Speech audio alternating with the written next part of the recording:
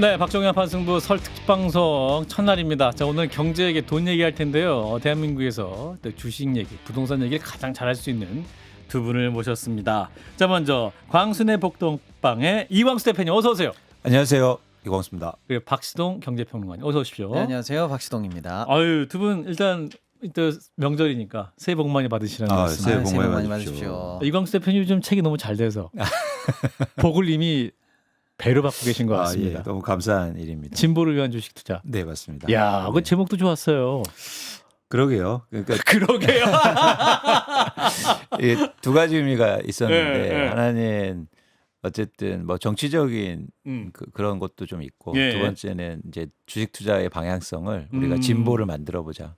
그래서 더 좋은 세상, 더 아하. 좋은 미래 아하. 그런 어떤 이중적인 의미를 좀 갖고 있었습니다. 그렇군요. 저 같은 사람이 꼭 봐야 되는 그런 아, 책이었던 것 같아요. 네. 열심히 공부하겠습니다. 감사합니다. 근데 박시동 평론가님도 책을 준비하고 계시잖아요.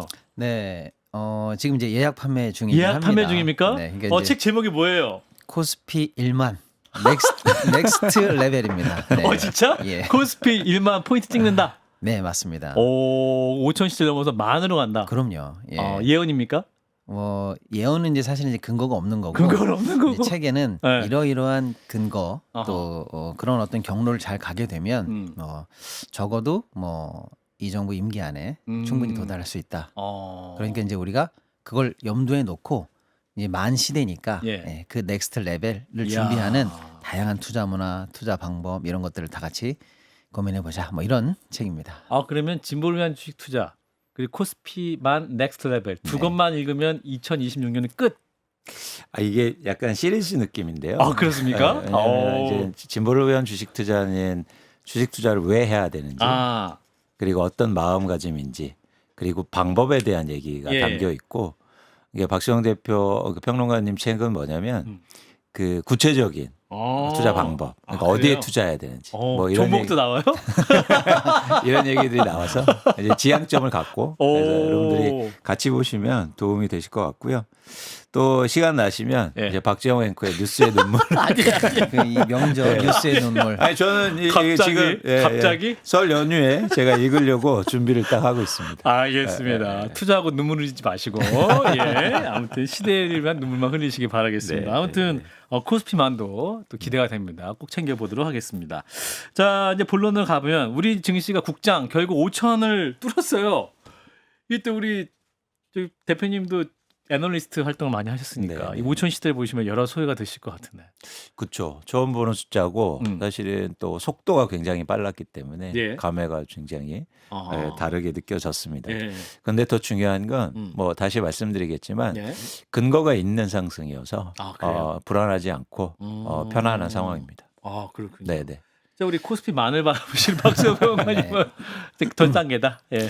네, 이제 코스피 5천이 사실은 이 정부가 네. 출범하면서 원래 임기 내 목표로 제시했었던 거예요. 네.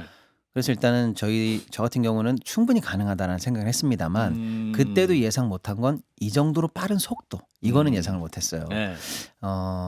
그래서 사실은 이제 어떤 분들은 너무 많이 오른 거 아니야? 네. 라고 해서 조금 현기증 난다. 위험한 거 아닌가? 이런 분들도 계시겠습니다만은 네. 큰 틀에서 보면은 다소 예상한 것보다 속도는 빨랐습니다만은 저는 이 한국 시장에 대한 아직도 정상화 과정에 있다. 이렇게 봐요. 왜냐하면 우리 시장이 그동안 좀 저평가받았던 원인들이 많잖아요. 예. 코리아 디스카운트라든지 또 우리 기업들도 실적이 좋은데도 불구하고 네. 비슷한 규모의 해외 기업들에 비해서 제값을 받지 못하는 그런 부분이 있었는데 네. 이제 우리가 신뢰를 얻고 우리 시장에 대해서 조금 이제 믿을만하다 이런 이제 인식이 생기면 생긴 거죠. 그러니까 이제 시장도 제값을 받고 기업들도 상대적으로 싼데 그럼 예. 아직도 충분히 살만하네 이런 어떤 인식들이 나오면서 그 근거에 따라서 올라갔다 이렇게 좀 볼 수가 있거든요. 그런 측면에서는 5천이 도달의 끝인 정점이 아니라 더 가기 위한 현재 중간쯤의 자리라고 보고 아직도 ING다 이렇게 보고 있습니다. 썸네일이 나왔어요. 5천이 끝이 아니다. 네. 근데 그럼 이제 이 안에 근거가 있는 상승이다라고 두 분이 말씀해 주셨는데 기술적 약진이 있었던 게 아니잖아요. 우리 대한민국 어떤 시장 안에 그렇습니다. 기업 안에. 그렇습니다. 그러면 무엇이 이렇게 상승을 이끌었느냐?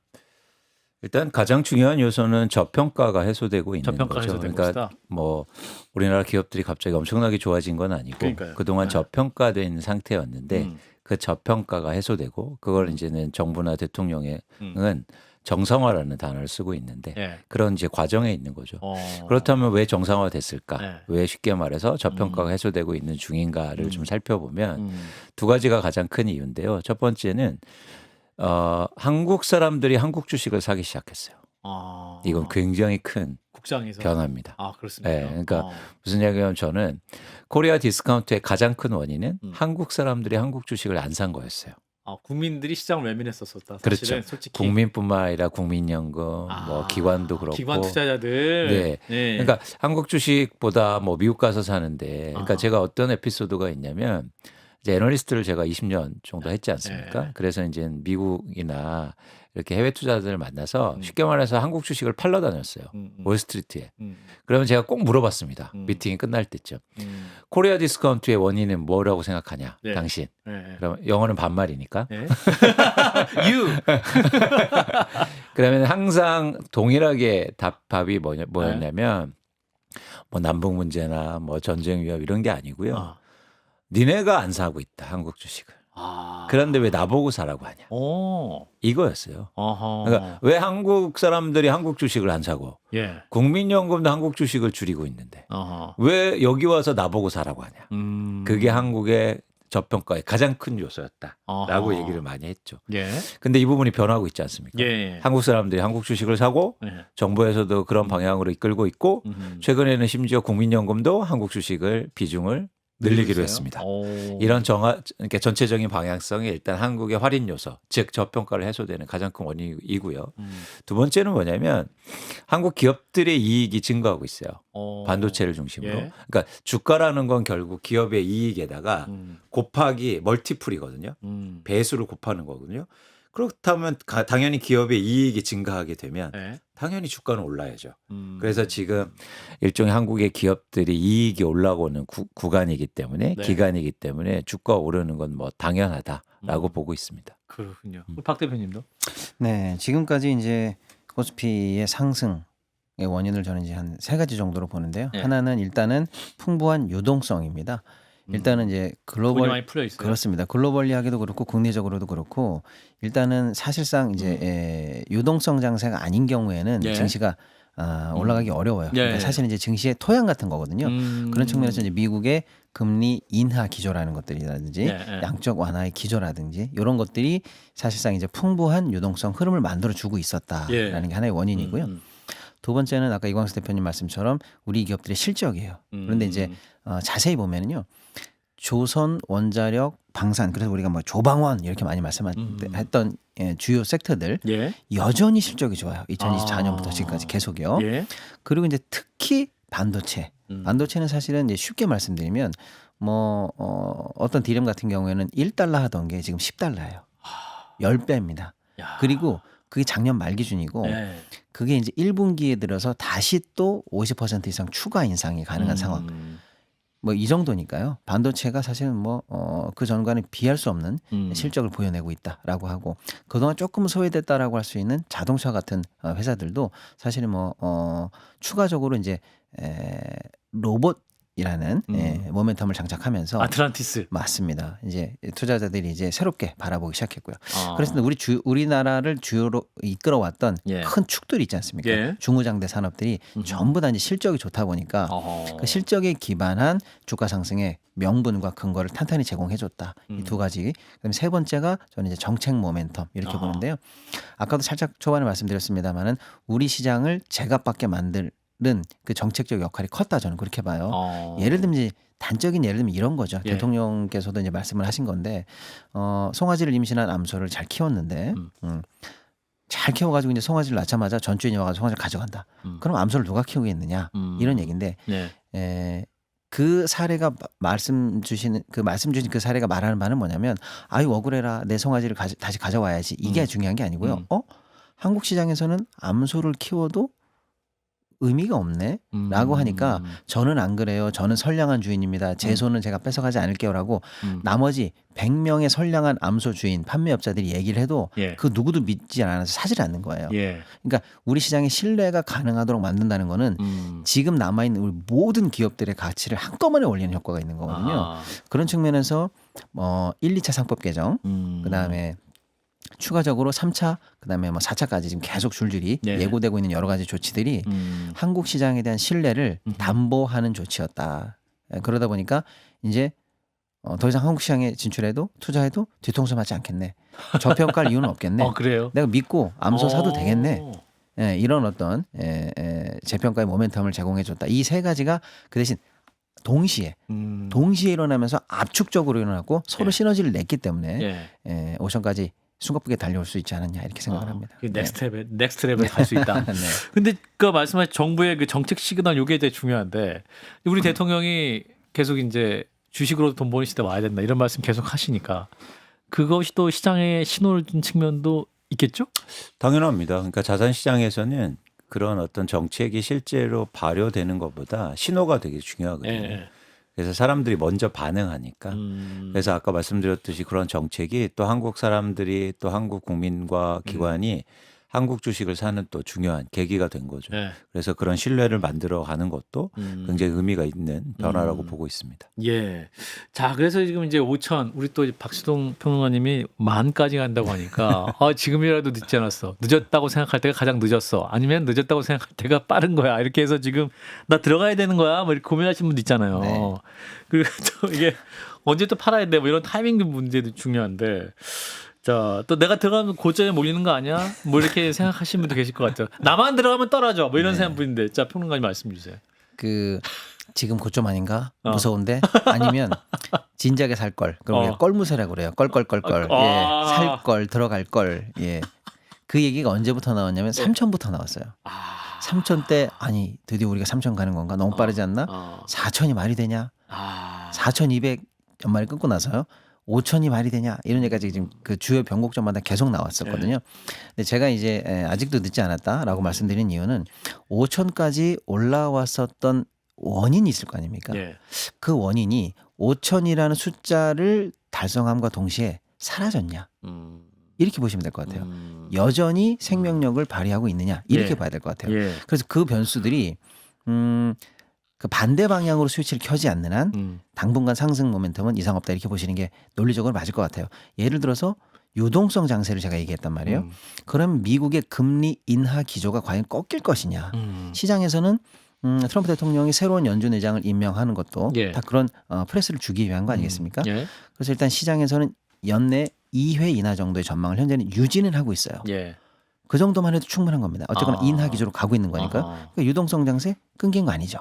그다음에 양적 긴축을 종료했어요. 작년 12월에. 예. 무슨 뜻이냐면 이제 돈을 줄이는 것을 멈춘다라는 뜻이에요. 그 다음은 스텝은 양적 완화거든요.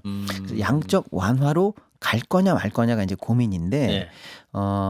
차기 연준 의장으로 지명됐던 분에 대한 여러 가지 전망 중에 하나가 네. 양적 완화까지는 안 갈 것 같다라는 전망도 일부 있긴 합니다만은 예. 지난주에 나왔던 파이낸셜 타임즈 보도 등등등으로 이제 현지 사정에 대한 이 분석이 나오고 있는데 양적 완화 아직 이상 없다. 이런 전망이 있습니다. 즉 예. 유동성 장세가 지금 2026년에도 끊길 리가 없다라는 전망이 유효하다면 여전히 상승 모멘텀을 거둘 이유가 없다 이렇게 보는 거고요. 결론은 네, 그다음에 이제 나머지 두 번째로 말씀드렸던 그 우리 기업들 실적 장세 같은 실적 거잖아요. 장세. 예. 반도체가 1분기에는 지난 4분기의 기록적인 어떤 성과보다도 더 할 것이라고 지금 전망을 하고 있어요. 더 좋을 것이다. 예, 예를 들어서 하이닉스나 이런 쪽이 20조 정도 영업이익을 냈는데 뭐 30조, 35조, 삼성전자도 마찬가지고요. 그 정도까지 정말 파괴적이라고 할 정도로 어마어마한 지금 돈을 벌고 있네요. 예, 돈을 벌고 있는 상황인데 여전히 문제 없다. 일단 보고요. 예. 다만 이제 반도체는 사이클 산업이니까요. 2027년까지 갈 거냐, 8년까지 갈 거냐 이번 사이클이 말이죠. 그거는 조금 관심 있게 보셔야 되는데 적어도 1분기, 적어도 뭐 반년, 반기까지는 이상 없고 하반기에 꺾이더라도 뭐 아직은 시나리오가 나오고 있지 않으니까 주요한 산업 섹터들의 성장세 여전히 파란불 이렇게 보셔도 될 것 같고요. 정책 모멘텀도 마찬가지죠. 뭐 자사주 의무소각, 그다음에 공개 매수 이런 어떤 중요한 제도적인 개선책들을 정부 여당이 한 채 누수 없이 일단 제대로 한다라는 메시지를 시장에 계속 주고 있단 말이에요. 그런 측면에서 5천으로 달성됐던 여러 사유들이 6천 그 이상 가는 데까지 계속 효과를 발휘할 것이다 이렇게 보기 때문에 지금이 고점인가 봐. 나만 지금 들어가면 큰일 나는 거 아닌가 봐라고 하시기보다는 용기를 내셔라. 용기를 내셔도 좋지 않을까라는 생각이 듭니다. 예, 우리 박신웅 평론가님도 웃고 계십니까 요즘? 웃고 있죠 저는. 웃고 있군요. 좋아요, 좋아요. 이게 또 이게 잘하시는 분이 또 말씀 주셨다. 더 회심의 미술 짓고 있는 이광수 대표님 들어가도 돼요? 들어와. 그러니까 저희가 투자할 때 사실은 가장 경계해야 될 게 예측을 하는 겁니다. 이게 또 갑자기 한테 뭐 한호흡 쉬게 되면 좋아요 이런 거. 그러니까 무슨 얘기냐면 예측은 필요하죠. 근데 예측의 숙명은 틀리는 거예요. 그렇기 때문에 예측을 하면서 투자하는 건 되게 어렵습니다. 그러니까 예를 들어서 지금 박시동 평론가님 말씀하셨는데 뭐 주가가 상승하기 때문에 투자는 하는 거죠. 예를 들어서 그런 전망은 필요하기도 합니다. 그런데 그런 전망이 100% 맞지 않아요. 그렇잖아요. 그래서 일단 투자에서 중요한 건 뭐냐면 예측을 해서 막 자신 있게 하는 것보다 항상 조심스럽게 투자를 한다. 근데 이제 시작은 해야 된다. 시작 때 들어와라. 들어와서 그 대신 예측보다도 이제 대응하는 영역이거든요. 그래서 대응을 잘하면 됩니다. 대응도 잘하고 포트폴리오를 잘 짜면 되겠다. 그렇죠. 그러니까 지금은 시장에서 투자를 하는 겁니다. 해요. 걱정하지 마시고 하세요. 대응을 잘 하시면 돼요. 그러면 걱정이 줄어들거든요. 그래서 이제는 여러분들이 너무 예측을 해서 나는 주가가 폭락할 것 같아, 경제 위기가 올 것 같아, 혹은 주가가 뭐 폭등할 것 같아, 어떻게 갈 것 같아 이런 것도 중요하지만 그것 때문에 아무것도 안 하면 안 된다. 아무것도 안 하면 아무것도 일어나지 않잖아요. 맞습니다. 그래서 미래를 바꾸려면 행동을 해야죠. 그러려면 지금 투자를 시작하시고 대신 두려움과 우려가 있죠. 그건 대응하시면 돼요. 그래서 대응에 이제 집중적으로 뭐랄까 전략이나 전술을 세우시면 됩니다. 그래서 우리 이제 우리 이광수 대표님의 진보를 위한 주식 투자에 그 손절매 타임을 판단하는 방법이 코스피 지수 연계해서 그게 있다면서요. 그렇죠. 그거 이미지 한번 띄워주세요. 주식 손절매 원칙. 또 우리 프로듀서가 관심 많아가지고 이미지를 준비했어요. 2월 1일, 4월 1일 코스피가 망할 때와 9,600일 때 A 주식, B 주식 설명해 주세요. 그러니까 크게 원칙은 뭐냐면 이제 주식 투자의 크게 방향성은 손실은 줄이고 이익은 늘려야 돼요. 그렇죠. 당연하죠. 당연합니다. 근데 많은 사람들은 손실을 늘리고 이익을 줄여요. 쉽게 말해서 주가가 빠질 때 빠지는 주식은 오래 들고 있고 그리고 주식이 올라가잖아요. 그러면 금방 팔아버려요. 사람이 그렇게 설계가 돼 있어요. 사람 본능이. 그래서 막 주가가 오르면 빨리 팔아야지 이렇게 해서 빨리 팔아버리고 주가가 빠지면 장기 투자에 가거든요. 이걸 바꿔야 된다. 그래요? 그렇죠. 그래서 말씀 주셨잖아요. 손실을 최대한 줄이고 이익을 최대한 늘려야 된다. 근데 첫 번째가 더 중요해요. 손실을 최대한 줄이기 위한 방법. 그게 손절매죠. 그래서 이게 대응의 영역인 겁니다. 내가 주식 투자해서 이 A라는 주식이 너무 좋을 것 같아서 사세요. 샀어. 샀어요. 근데 틀린단 말이죠. 예측이. 그럼 틀렸을 때 쉽게 말해서 영향을 최소화시켜야 되는 거죠. 그게 손절매인데 그럼 손절매는 어떻게 하느냐. 이건 모두 다 틀릴 수 있습니다. 그러니까 다를 수 있어요. 기준이. 근데 제가 이제 제시드리는 기준은 지수 대비해서 10% 이상 빠지면 판다. 10%가 기준이에요? 그래서 저 표를 보시면 예를 들어서 제가 2월 1일부터 주식 투자를 시작했습니다.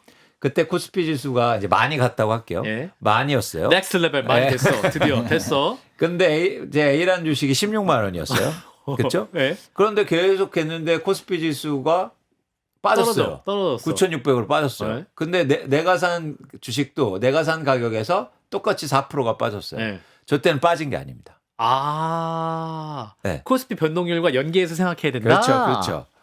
근데 만약에 제가 산 주식이 마이너스 4%를 넘어서 마이너스 14% 이상이 가면 파는 거예요. 앞도 뒤집어 보지 않고. 무슨 말인지 알겠어요. 저걸 반드시 시키셔야 돼요. 물론 개인마다 다를 수는 있죠. 감내하는 수준이 다르니까. 나는 뭐 이 주식은 20% 빠져도 괜찮아. 그럼 그렇게 설정하셔도 돼요. 원래 부자들. 그런데 살 때부터 조건은 무조건 난 얼마에 빠지면 팔 거를 계획으로 가져가시고 그 가격이 오면 반드시 팔아야 된다. 네. 그러니까 어디 뭐 이상한 정보 듣고 와서 뭐 그런 게 아니고 네. 자신의 원칙과 디스플린이 있어야 된다. 그렇죠. 근데 이게 투자의 목적이 다르기 때문이요. 투자를 돈을 벌려 역설적으로 이게 아주 아이러니한 부분인데 네. 투자를 돈을 벌려고 하면은 못 벌어요. 아 그래요? 예. 네. 그럼 뭘 돈을 하려고? 잃지 않으려고 노력하면 벌어요. 좋은 포인트네. 그래서 워렌 버핏이 얘기합니다. 네. 투자의 첫 원칙은 뭡니까? 아하. 잃지 않으려고 노력해라. 두 번째 원칙은 뭡니까? 첫 번째 원칙을 절대 잊지 마라. 그래서 역설적이지만 예. 여러분들이 내가 주식 투자해서 잃지 않아야지 예. 라고 하면 돈을 번다는 거예요. 반면에 난 돈 벌어야지 뭐 여기서 대박 쳐야지 그러면 돈 잃어요. 반드시 그래요. 이거 연휴 때 요 방송만 보시면 되겠습니다, 여러분. 여러분이 갖고 있는 돈이 어디로 흐를 것이냐. 자, 우리 박수동 평론가 요 원칙 동의하십니까? 100% 동의합니다. 아, 그래요? 왜냐하면 이제 아까도 지금 5천인데 들어가도 돼? 근데 제가 이제 긍정적인 뷰를 드리긴 했습니다만 네. 사실은 이제 2천 한 중반대에서 5천 올 때하고 네. 그라운드는 조금 달라졌죠. 그렇죠, 왜냐하면 그렇죠. 그때까지 싸던 주식이 지금은 뭐 절대적으로 안 싸진 그런 주식들도 이제 많이 보일 수 있는 거고요. 또 다소간에 이제 고점이지 않냐라고 볼 수 있는 주식들도 이제 많이 눈에 띄는 것도 사실입니다. 그런 측면에서 5천까지 달려올 때랑은 조금 다른 투자 방법을 가지시는 것도 당연히 필요하죠. 그게 뭐냐면 예. 소위 말하는 이제 옥석 가리기. 그 다음에 제대로 된 손절매 원칙입니다. 저는 이 국면에서는 그게 오히려 가장 더 중요하다. 이제 아무거나 던져도 오르던 그런 장세는 아닐 수 있으니까요. 그렇죠, 그렇죠. 그런 측면에서 이제 손절이 굉장히 중요하다는 이광수 대표님 말씀에 저도 동의를 하고요. 이런 말씀을 좀 드리는데 예를 들어서 10,000원에 샀는데 10%가 빠졌어요. 예. 그럼 9,000원이에요. 예. 근데 9,000원에서 다시 10% 오르기는 정말 어려워요. 그런데 10%가 올라도 9,900원이에요. 원금이 안 됩니다. 그러네요. 그러니까 10% 빠지고 10% 올랐으면 똑같다고 생각하시는데 그게 아니에요. 맞네. 예, 그런 측면에서 손실에 대해서 아주 민감도를 좀 키우는 그런 훈련을 하실 필요가 있다. 저는 그렇게 생각합니다. 네. 그 하루 종일 또 우울할 수 있잖아요. 그러면 이걸 쳐다보고 있으면. 그러니까 왜냐하면 이게 투자를 계속 해야 되기 때문에 네. 이렇게 일일이 하면 안 돼요? 왜 팔아야 되냐면 네. 그래야 다른 걸 하잖아요. 그래야 다른 주식을 살 수 있지 않습니까? 그러니까 과거의 실패, 현재의 어려움을 극복하는 가장 좋은 방법은 네. 새로운 일을 하시는 거예요. 새로운 투자를 하시라. 새로운 투자. 근데 이제 문제가 있습니다. 팔았는데 올라요. 그렇죠. 짜증이 나죠. 맞아. 더 올라. 짜증이 나죠. 네. 근데 그때는 근데 이제 그렇게 자꾸 이제 내가 팔아서 딱 올랐어요. 그래서 이제 손절매가 틀렸다라고 네. 생각하시면 안 된다는 거예요. 나는 나는 손실을 줄였다는 거에 만족하셔야 돼요. 틀린 손절매는 없다. 맞습니다. 예를 들면 이런 분들도 계세요. 예. 나는 손절 반대야 이러시면서 예를 들면 내가 산 주식이 0원이에요. 네. 빵원. 근데 이제 마이너스 40까지 내려갔어.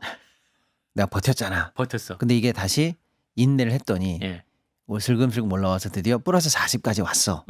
거봐. 손절 안 하고 버티길 잘했지. 이런 예. 분이 계시는데 예. 잘못됐다는 거예요. 결국에는 그분은 그러면 0에 사서 40% 벌고 끝났지 않습니까? 예. 근데 사실은 그분이 어떻게 했어야 더 잘하는 거냐면 예. 0에서 마이너스 10 갈 때 예. 손절을 했어야 돼요. 예를 들어서. 그래요? 그리고 어차피 살 거라고 치면 어. 마이너스 40이 가장 바닥이었잖아요. 예. 그때 사서 40까지 올라갔으면 처음에 10 손실을 받고 먹은 게 80인 거예요. 그러니까 70을 수익을 볼 수가 있는 겁니다. 예. 그래서 손절을 하고 계속 이 손절에 관해서 민감하게 하고 하는 게 수익에 도움이 되지. 예. 손절을 안 하고 버틸게 이런 건 큰 도움이 안 됩니다. 예. 맞습니까? 그러니까 중요한 게 뭐냐면 주식 투자는 장점이 있어요. 예. 언제나 사고 팔 수 있어요. 그런데 자꾸 언제나 사고 파는 걸 나쁘다고 생각해요. 그렇지 않거든요. 죄악시하지 마라. 그렇죠. 그래서 막 우리 뭐 전문가라고 하는 사람들이 나와서 뭐 장기 투자하고 뭐 그러지 않습니까? 가치 투자, 네. value investment. 근데 진짜 웃긴 게 뭔지 아세요? 네. 그런 사람들이 맨날 화면 앞에 앉아서 간담회하고 있어요. 예. 아니 제가 그 판에 있었지 않습니까? 예. 펀드 매니저들도요. 예. 매일 거래해요. 근데 무슨 그러니까 장기 투자라는 거. 예. 그 시장에 오래 남아 있으라는 얘기예요. 그 주식을 오랫동안 갖고 있으는 말이 아니에요. 그러면 시장에 오래 있으려면 어떻게 해야 됩니까? 예. 없어지면 안 돼요. 살아남아야죠. 예. 그러려면 손실을 줄이는 게 먼저가 돼야 됩니다. 그래야 오래 가잖아요. 예. 그렇군요. 손실을 최소화해라. 그러니까 이익을 극대화하는 전략이 아니라 네. 손실을 최소화하는 전략이 먼저다. 먼저다. 네. 그게 오히려 역설적으로 이익을 가장 극대화하게 만들어줍니다. 맞습니다. 네. 맞습니다. 그러니까 롱텀을 딱 보면 돈 벌었네 이런 느낌이군요. 그래서 제발 제발. 한 주식을 오래 갖고 있는 게 중요한 게 아니라 그래서 그런 식으로 이제 손실을 줄이는 것과 함께 네. 두 번째는 그런 지점에서 가장 또 중요한 게 비교하지 않는 거예요.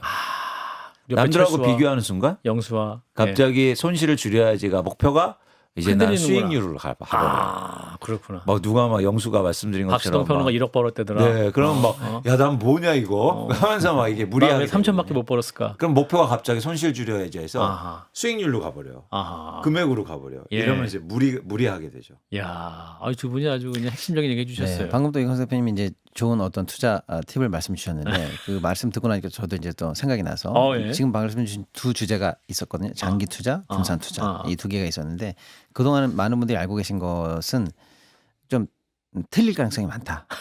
통념대로 믿지 말라라는 그래요? 말씀 드리는 거예요. 장기 아니 투자. 저렇게 얘기 안 해요. 쓰레기라고요.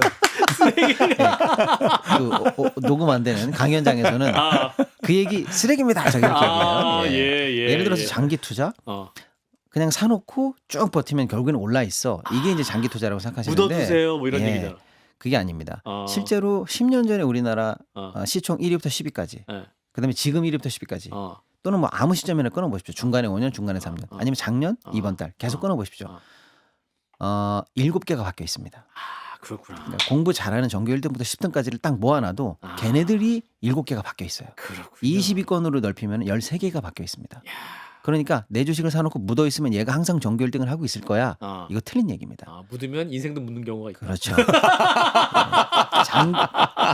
장기적인 비율을 가지고 계속하는 게 장기 투자지. 이런 거 좋아하시는구나. 네, 사서 파묻는 게 장기 투자가 아니다. 네. 알겠습니다. 두 분 강의 들으니까 뭔가 머리가 맑아지고 용기가 평안히 찾아옵니다. 아무튼 지혜로운 투자를 하시기 바라요. 한판 승부 함께하고 계십니다.